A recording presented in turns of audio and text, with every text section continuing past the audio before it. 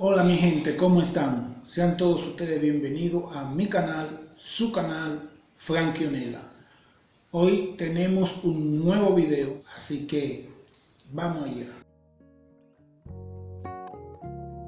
Hoy transformamos este espacio en una cocina de exterior profesional.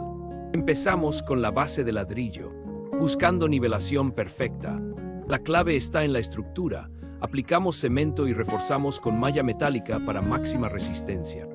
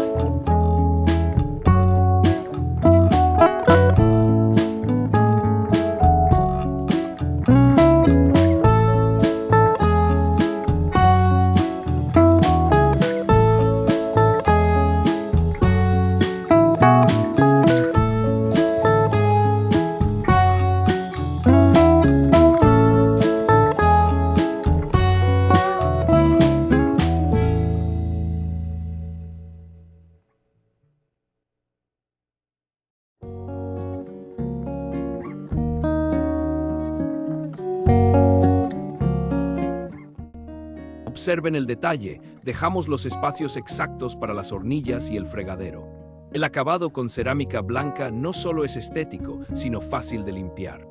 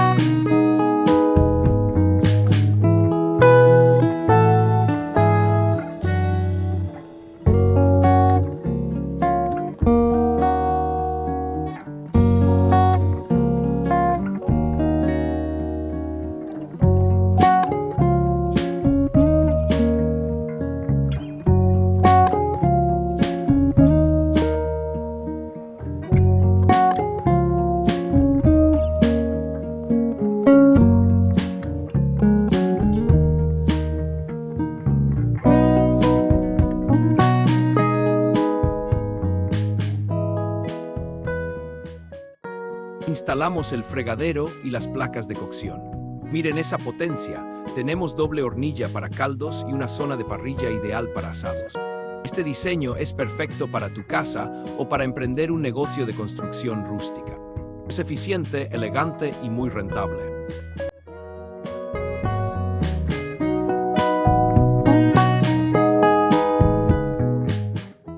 ¿Qué te parece esta combinación de ladrillo y metal? Déjame tu opinión en los comentarios.